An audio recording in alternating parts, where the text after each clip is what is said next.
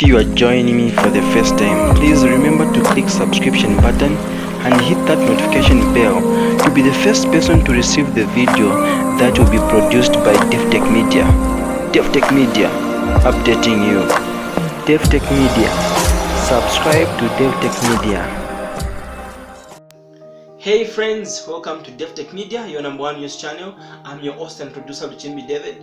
If you're really joining me for the first time, please don't forget to click that subscription button and that notification bell. Thank you for tuning in at Davi-tech-media. Remember, this is the channel that will produce news, trending videos, political news, gospel music, as well as entertainment. Today's update, please take a look at this video. Watch. Have been allowed to export maize, which is a progressive idea, because maize bans are retrogressive as the country loses billions of dollars annually. However, Madam Speaker, my area of interest is small-scale maize farmers. Small-scale maize farmers have failed to graduate to high-income brackets and mechanize their farming businesses for so many years now. I want to find out from our Honorable Vice President if the new Dawn administration has got plans to transform the Food Reserve Agency, that instead of just focusing on buying maize for strategic maize reserves, it should also be able to sell maize on the foreign lucrative market on behalf of small-scale farmers so that they are able to drive maximum benefits on their investment. Thank you, Madam Speaker. Her Honor, the Vice President.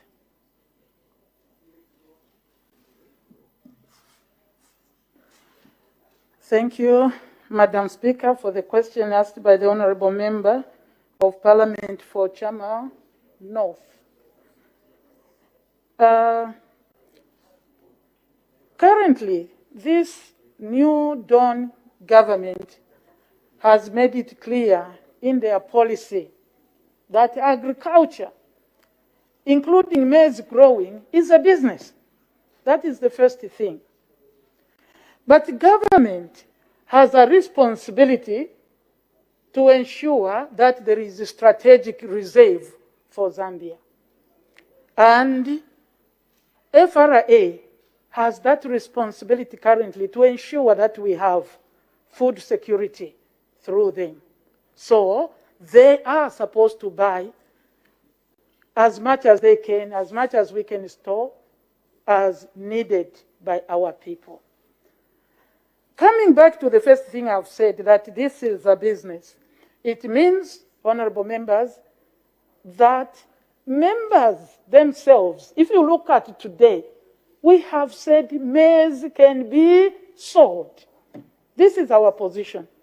In fact, today, we are even saying even FRA can export maize because we have more than enough in our strategic reserve. So farmers should grow enough and be able to sell on their own, rather than compel FRA to buy from them and then sell. Of course, I will not fail to state that every year has its challenges. There are years when we have drought. There are years when we have,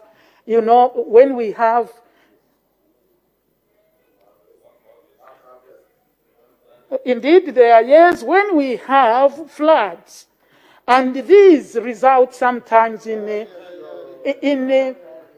maize harvest not being enough. And stopgap measures will always be put in place to have a temporal ban to ensure that there is enough for the Zambians. But when we have produced enough as a country, which we think the Minister of Agriculture will continue to monitor as to the crop performance, people should be able to sell. It's a business. They have put in. They should be able to sell. Whether they are small or big, it doesn't matter. But we know the challenges also of the small-scale farmers. This is why they are prioritized by FRA to support them in selling their maize. But it should not be compelling only the part of the farmer. But government will monitor and ensure that we have enough food stocks for the Zambians first. Thank you, Madam Speaker. Thank you. The Honourable Member for Bwacha.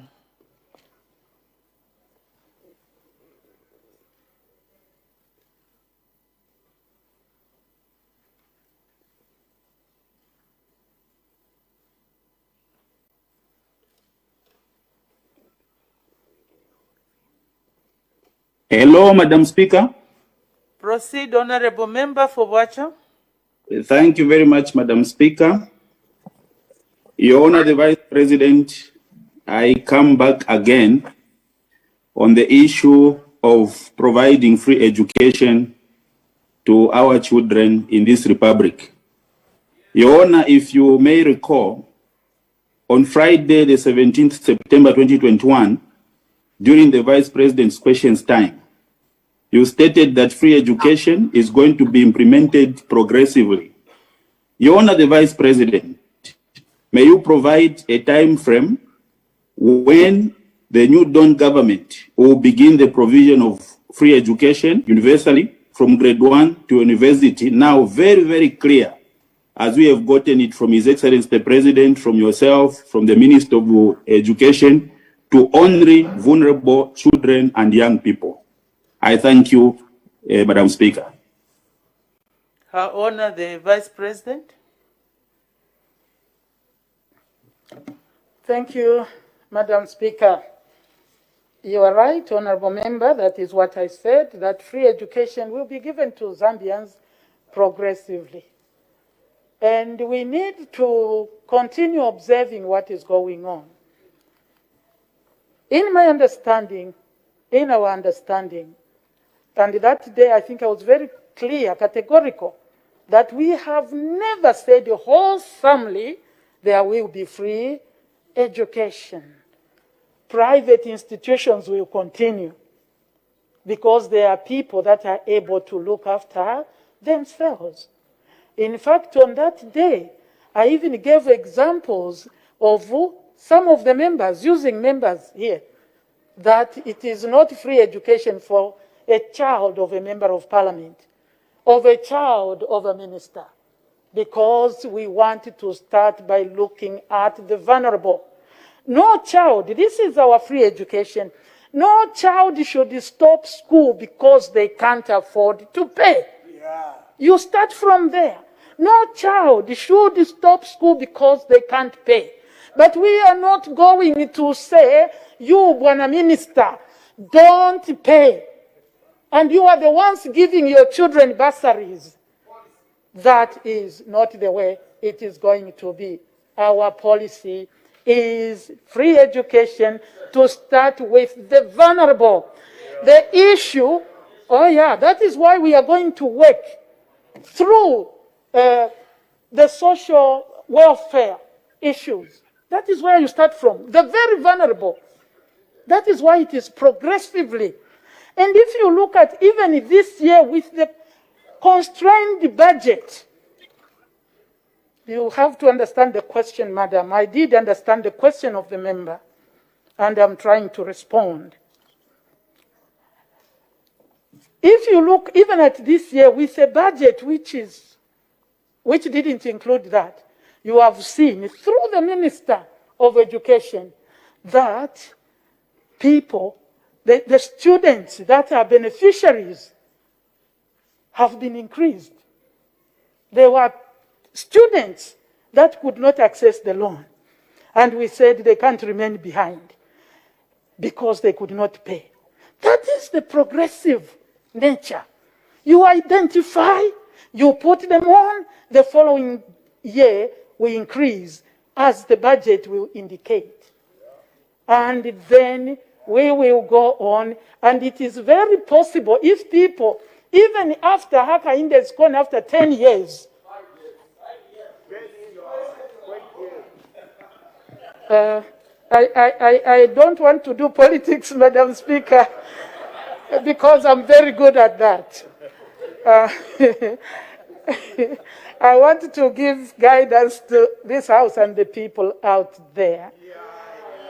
Even if President Hakainde goes after 10 years, Keep dreaming.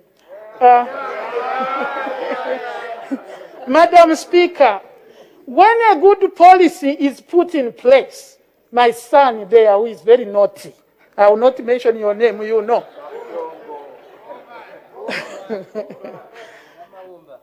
A good policy must continue. Free education must continue. We will continue until we manage. There are countries in the region that have literally gone that way. I hope we are following what is happening. Minister of Education, the Committee on Education, you may have to visit Tanzania and see how they have done it. After a long time, we will, and we will manage. It depends on how you prioritize and how you stop abusing public resources. Yeah.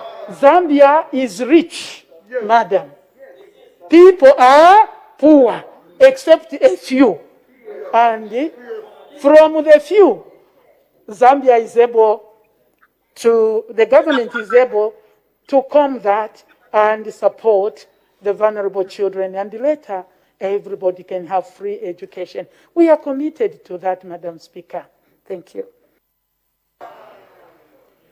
Thank you. Honorable Member for Pambashe. Thank you, Madam Speaker. Good morning, Your Honor, the Vice President. Your Honor, you are one of the seasoned leader who began as a Member of Parliament, a Minister and a Chief Government Spokesperson, a Deputy Speaker, now the Vice President. I want to ask you, devoid of politics, the level of violence makes my heart bleed. That across the country, there is what is perceived to be the political cleansing. You go to the South, Your Honor, outside politics, because Zambians whose properties are being torched, those that are being tortured, are Zambians. And I remember seeing you at the Hero Stadium, holding a Bible to swear that you will advise and protect the Zambians. You will advise His Excellency the President, who is my brother in Christ, and he sought to defend every Zambian, regardless of who they are. Criminals, innocent, saints. But the level of political violence, Madam Vice President, across the country, you saw at the High Court, in Luapula, in Southern Province, in Eastern Province, on the Copper Belt. Your Honor, the Vice President, what is the clear government position on the violence that is slowly degenerating into unacceptable standards in Zambia? I thank you, Madam Speaker. Her Honor, the Vice President. Her Honor, the Vice President. Madam Speaker, thank you very much. And I am very happy that the Honorable Member for Pambashe has concern. I will start from where have we come from. It is very, very important that we understand how we slowly degenerate into a situation. What you are saying, if your heart is bleeding, mine is almost open.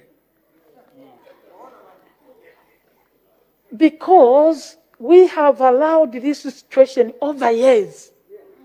Political violence is not a new thing. Last week,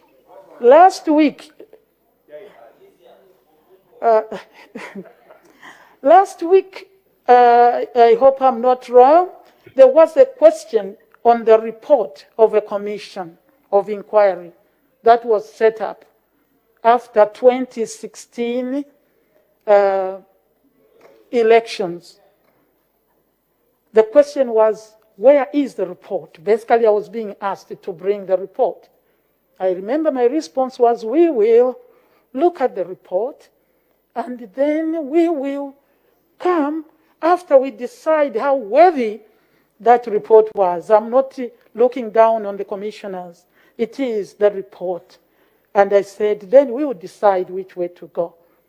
If there was even a commission of inquiry into political violence and voting patterns, then you could see that this is not a new thing. The issue, Honorable Member for Pambashe, has gone on for too long. And I just pray that probably if your heart bled when you stood here, we would have done something better. I am saying this, Madam Speaker, that as this government, New Dawn, under his spiritual brother, I don't know in the spirit who is a brother and who is not, but that is by his own word, we have declared, and I'm saying this to the Zambians, we have declared as a government war on political violence. We will not tolerate, it doesn't matter which side it comes from. Because if you look at us, we have in our manifesto, one of the first things is to unite the country, irrespective of the region, irrespective of political affiliation. And therefore, what we need are case-by-case scenario. The statement, Honorable Member for Pambashe, you have made is a little general, but we have law enforcement departments or officers. They should not condone, because from this side of the house, we will not condone violence. We want to leave a legacy after 50 years of having, I thought my son will Madam Speaker, we want to leave a legacy of peace, a legacy of civil politics, where the difference is of opinion, the difference is of ideals, not a difference, Pamaka, I'm sorry, not a difference, not a difference of who is strong. When you want to bring out your political opinion, we have said it's free. The media is free. Everybody is free. So there is no competition, Madam Speaker, of fighting physically. Pamaka is no longer there. It is dead. It will never come again. We will fight. We will fight, Honorable Member, this scourge.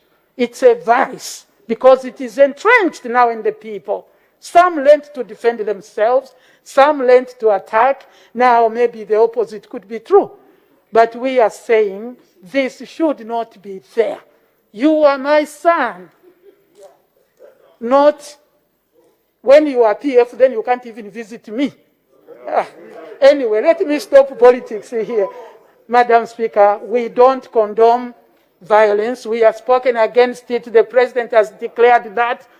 If it happens, that's criminality, and it must be seen as such. Thank you, Madam Speaker. Thank you. The Honorable Member for Shiwangando. Thank you so much, Madam Speaker, and we appreciate the responses that are coming from our Honor, the Vice President.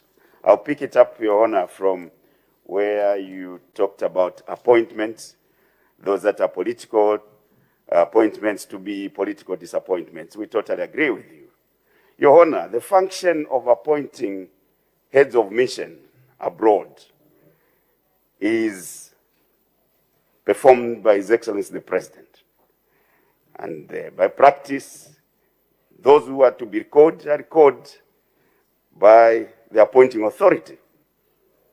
And those that are appointed to take up offices start by taking oath before the appointing authority. Your Honor, how did the permanent secretary, as we heard from His Excellency the President during his radio interview, saying that he had relieved one permanent secretary for attempting to perform that particular function. How did this happen? Could this be a new thing with a new government? We would like to get some clarity on that matter. Madam Speaker, I thank you. Her Honor, the Vice President.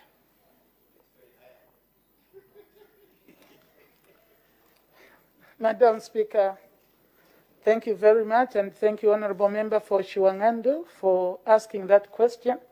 Maybe it can bring some clarity and probably closure to the same.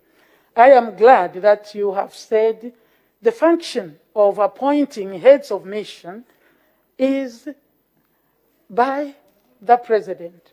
The others will come through Civil Service Commission. They'll be appointed through the Civil Service Commission. That is what I know.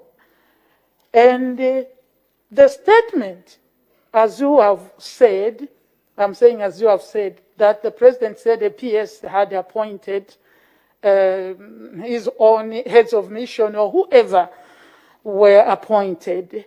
I am sure the President didn't say that was right.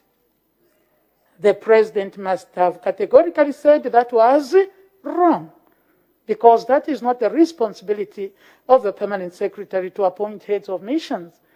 And even if it is other members of foreign missions, it is scrutinized through the Civil Service, Commission. And such a thing happening, the President, I'm sure, didn't just end there.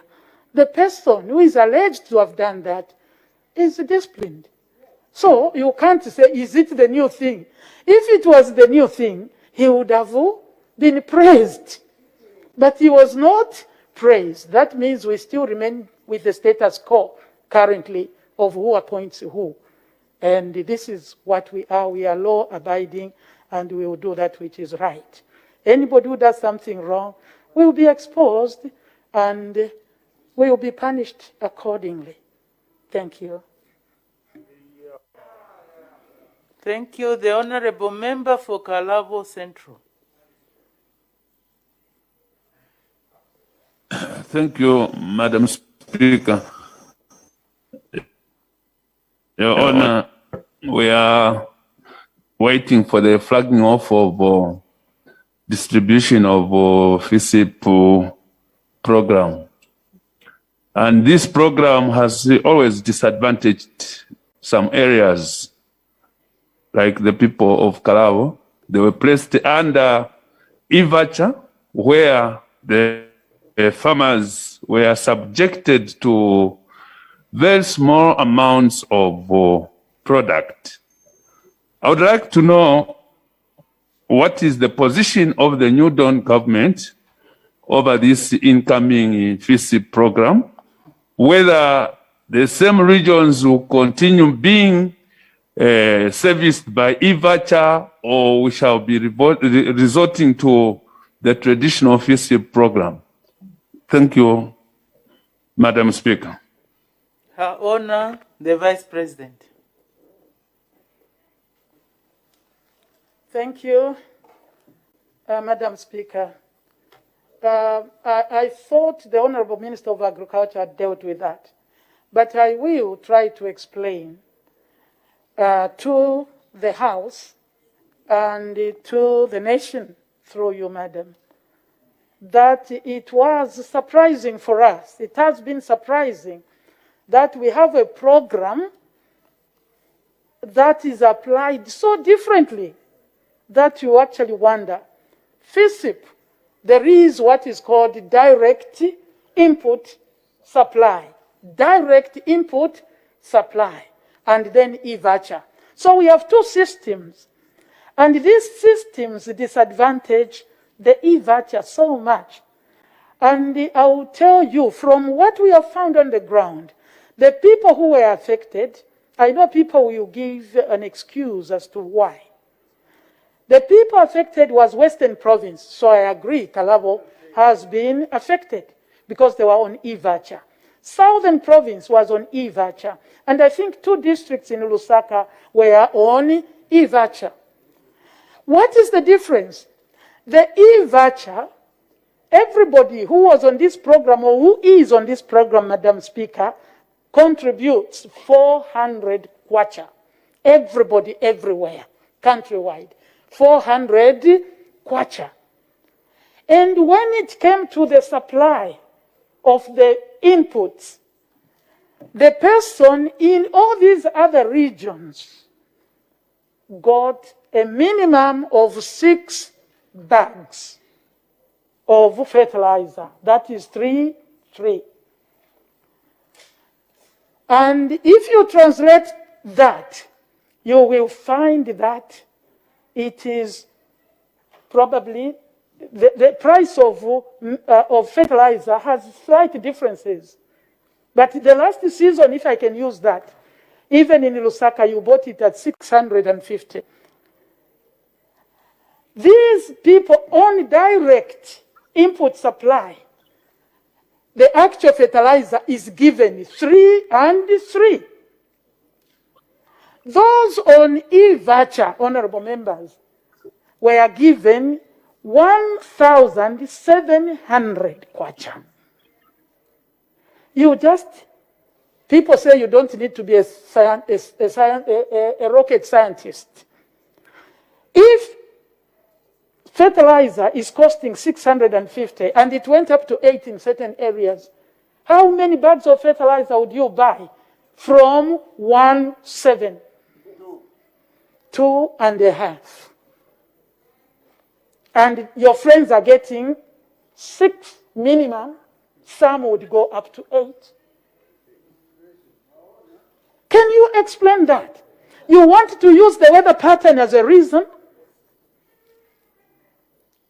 We have found it extremely unreasonable, unfair.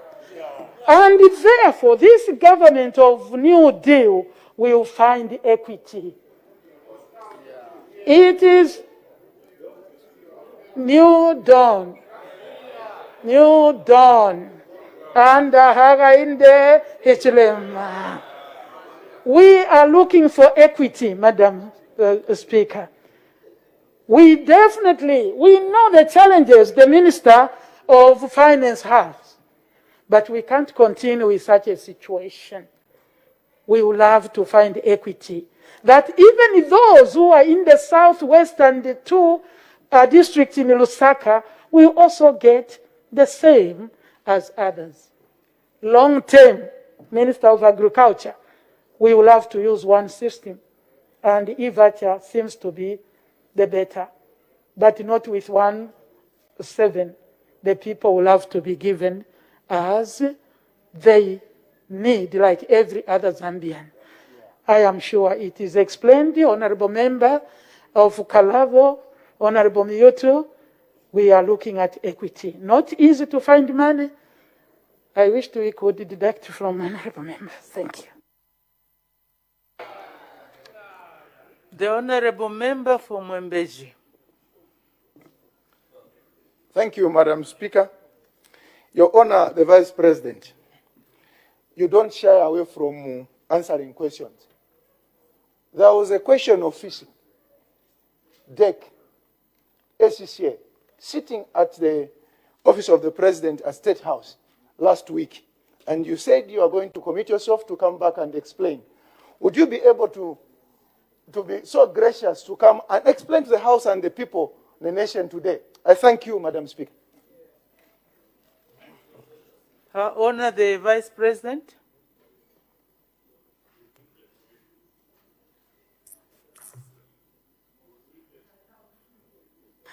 Madam Speaker, I am glad that the Honorable Member from Mwembeshi has asked this question.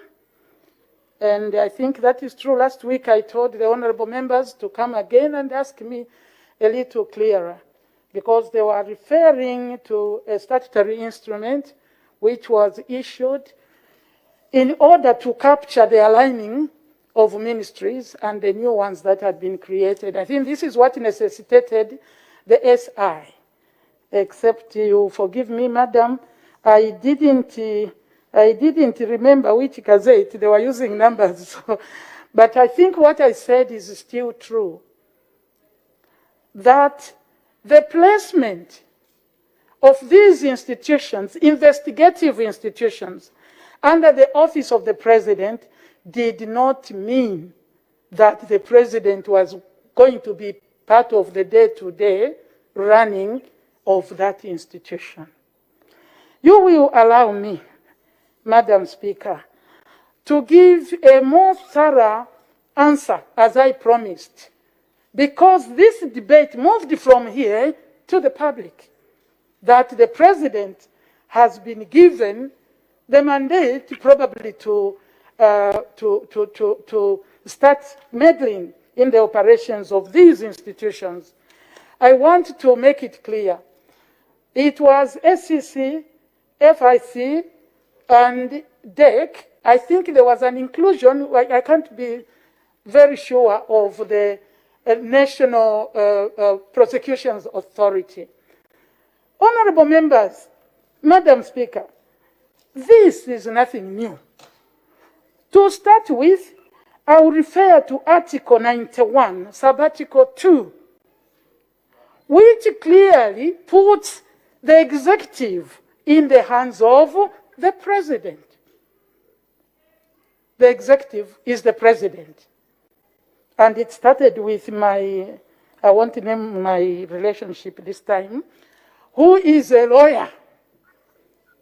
Whether it was intentional to mislead us, or his mother, whom he knows can't read, but I am very, very capable of reading, and I went to read. What I have learned following the question is that the president is the executive. We start from there. And he gives delegated authority today, under the constitution of today. Even to ministers, it's delegated authority. I'll give you an example. For a short period of time in the New Deal, not New Dawn, New Deal government, the president, Mwanawasa, was a minister of defense for a while. So everything that happens according to our constitution is vested in the president. But to say there was anything new that happened in the SI Gazette, which Gazette number 11, whatever, 22, 23, 11, 23, that something wrong happened, that is not true. In fact, when they added DEC to that, I want to make it clear, even in today's Gazette, the 1123 Gazette, does not place DEC in the president's office. It is under Home Affairs. I had to go back. And I have other gazettes, because they referred to the past, that in the past, such things did not happen. Madam Speaker, Gazette that indicates again the functions and portfolios of 2004. It was the same. I will lay on the table for the honorable members to scan. 2012, the same. The institutions of SCC, and that time, 2004, there was no FIC, but there was the investigative wing that transformed into FIC. It was the same under the president's office. 2016, the same. So what is it that was new? I will lay them on the table, madam. There was nothing wrong, Council. Council. There was nothing new. Like I said last time, it is simply an oversight function. And last time I said, do you want DEC or SEC to come here and defend the budget? Because that's what it would mean if you want. The autonomy still remains autonomy. They are independent bodies with an oversight function by the president. Let us not mislead Zambians by doing politics with a very serious issue where people start being sensitive that the president is ordering people, go there, go there. That is not the purpose. It's an oversight. We want to do that. All governments have institutions. Let me mention one institution in these gazettes. The Electoral Commission is under the office of the Vice President. Are you saying the Vice President goes to sit and say, now, can you do this? No. So why should honorable members, ministers of yesterday, start misleading people? This, madam, is a very serious house. We are not supposed to spend time looking at this, but looking at issues of hunger, poverty, crimes, corruption, and all those things so that our people can live better. I will lay this on the table, madam.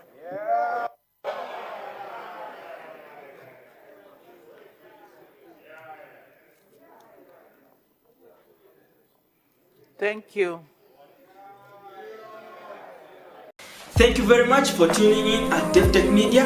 Remember, Davi-tech-media is the media that shares news, trending videos, political news, gospel music, as well as entertainment. Please don't forget to click that subscription button and that notification bell to be the very first person to receive the video that will be produced and posted by Davi-tech-media. Davi-tech-media, updating you.